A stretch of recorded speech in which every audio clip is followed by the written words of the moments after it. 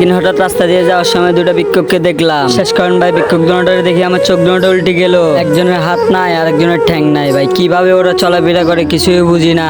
তারপরে তো ফিরালা ওদেরকে চলাই নাই। শেষ করেন ভাই, ওই ছেলেটি ভাত খাইতে পারতেছিল না। তার পাশে থাকা জনম দুঃখিনী মাটা তাকে খাওয়া দিত। সেই ছেলেটি মায়ের ভালোবাসাটা হারালো। ছেলেটি এখন না খাই পড়ে থাকলো। কেউ আসে জিজ্ঞেস করে না, কিরে খোকা খাইছস?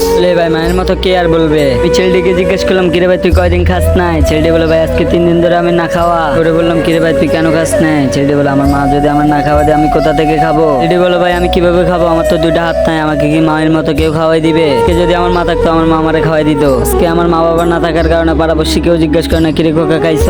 তোর ভাই এইভাবে কষ্টে জীবন কাটাই। আজকে যদি মা থাকতো তাহলে কেউ থেকে 10 টাকা চাওয়া লাগতো না, কেউ থেকে খোঁজা লাগতো না। মা যেখান থেকে ভাত ব্যবস্থা করে আনি খাওয়াইতো। আজকে মা নাই বলে আমি আজকে 3 দিন ধরে না খাওয়া।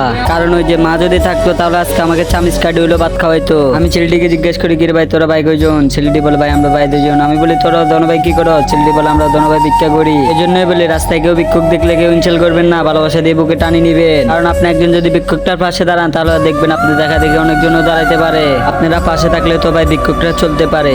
তাই ভাই বলতেছি, ভিক্ষুকরা কেউ ঘৃণা করবেন না। কারণ তারা ভিক্ষুক হইলেও তাদের একটা মন আছে। তারাও তো চায় আমাদের মতো হাত দিয়ে ভাত খাইতে। তারাও তো চায় আমাদের মতো মানুষের সাথে মিশে চলতে। তারা কেন আলাদা হয়ে থাকবে? তাদেরকে কেন অনেক মানুষ ঘৃণা করে? আমি যখন ভিক্ষুকটার সাথে মিশতে যাই তখন পাশে থাকা লোকগুলো বলে, কিরে তুই ওদের সাথে কাজ কি? আমি লোকগুলোরে বলি, ভাই ওরা ভিক্ষুক হলে গিয়েছে, ওদের সাথে কি কথা বলা যাবে না? আমি লোকগুলোরে বললাম, ওরা ভিক্ষুক হলে গিয়েছে, ওদের সাথে তো মিশে যায়। আজকের ভিডিওটা এই পর্যন্তই। যারা আমাকে ভালোবাসে তারা চ্যানেলটিকে সাবস্ক্রাইব করে পাশে থাকার চেষ্টা করবেন। যাই, আল্লাহ হাফেজ।